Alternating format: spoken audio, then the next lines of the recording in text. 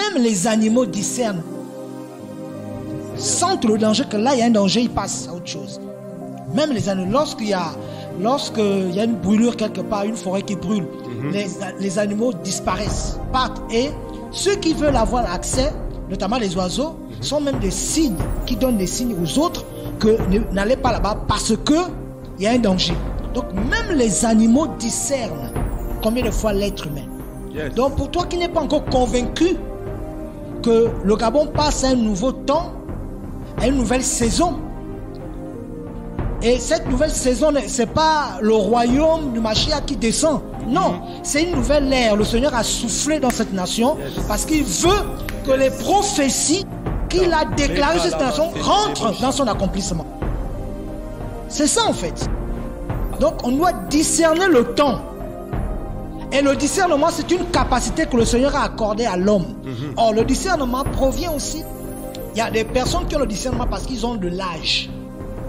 Ils ont de l'âge, ils ont vécu dans la vie, ils ont un discernement. C'est pourquoi en Israël, les anciens c'est des vieillards.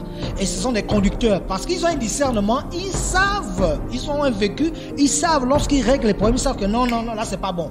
Parce qu'ils ont tellement traversé des situations, ils ont commis des échecs, et à travers ces échecs, ils ont été enseignés. Un ancien, c'est quelqu'un qui a traversé des situations, il a un discernement. Donc, il y a le discernement qui provient par rapport aux situations que nous avons traversées. On a une expérience, on a une sagesse due à cela. Il y a le discernement aussi que le Seigneur accorde par la parole. On médite la parole, il y a un discernement qui s'aiguise. Tu vois? Donc par rapport au discernement aussi, par rapport à l'appel qu'on a, la grâce qu'on a, à cause de cette grâce, le Seigneur nous accorde un certain discernement pour que nous soyons efficaces dans l'appel, comme ce fut le cas de Moïse et les autres, ils avaient un certain discernement. Ce fut le cas de le beau-père de Moïse, à cause de l'âge, tout cas l'expérience, toutes ces choses-là, c'est une personne qui craignait le Seigneur, il avait aussi un certain discernement, il a pu conseiller Moïse. Donc j'ai trop. Donc voyez-vous, toutes ces choses-là, nous devons discerner que ce vent n'a pas commencé au Gabon. Ce vent souffle dans les nations. C'est un vent qui souffle. Le Seigneur fait quelque chose de particulier dans le continent africain.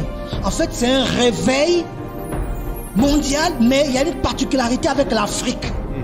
C'est un réveil qui va d'abord toucher d'abord les autorités, qui va renverser d'abord les systèmes qui oppriment le peuple. Et quand ces systèmes seront renversés, là maintenant, il installe son système à lui, pour que les prophéties qu'il avait libérées puissent accomplir son jour. Et ce vent qui souffle le Gabon va passer par le Cameroun, va toucher la Guinée équatoriale, la les gens seront embrasés. Les gens seront formés depuis le Gabon et vont partir dans les nations. Les colons vont partir.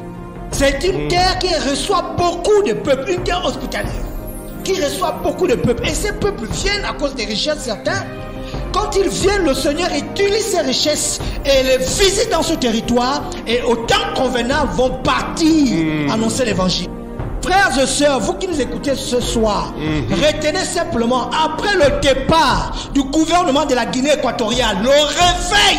Retenez bien cela. Après le départ du gouvernement, en ce moment, les autorités qui règnent la Guinée équatoriale, qui règnent dans ce territoire, le vent va souffler. Le réveil, parce que l'église véritable est opprimée, ne peut pas annoncer l'évangile dans la liberté de l'esprit. Mais le Seigneur dit, vous avez un temps.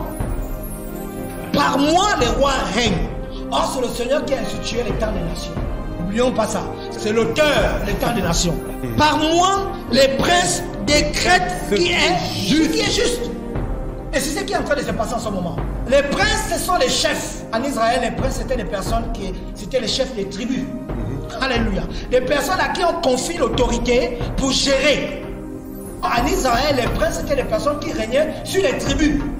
L'armée gabonaise, en ce moment, ces hommes qui sont là représentent, en même temps, représentent le Gabon, mais en même temps représentent aussi les tribus du Gabon, représentent le peuple du Gabon. Ces derniers ont reconnu que celui-ci est le prince. Parce que l'onction royale est sur lui. Le Seigneur a dit, c'est toi que j'ai choisi. Maintenant, nous décrétons cette parole à ce dernier. Attention, cette autorité ne vient pas de toi, ni des personnes qui t'ont mis là. Non, c'est Yeshua Hamashiach qui t'a positionné là. Alléluia. Et ne crains pas. C'est le moment des Pada, le moment de la séparation. Et quand il y a la séparation, qu'est-ce qui se passe? Les choses, parce que c'est la lumière qui apporte la séparation. Les ténèbres se font découvrir. Les richesses volées qu'on découvre, l'argent qui était volé par des impies qu'on découvre, manifeste. Ce n'est pas fini. Ce n'est pas fini. Ces derniers-là, les cœurs sont disposés à pratiquer la justice parce que Yahweh a décidé ainsi. Comment? Peuple prophétique. Regardez, 2016, ce sont les larmes, les pleurs. 2023, c'est la joie.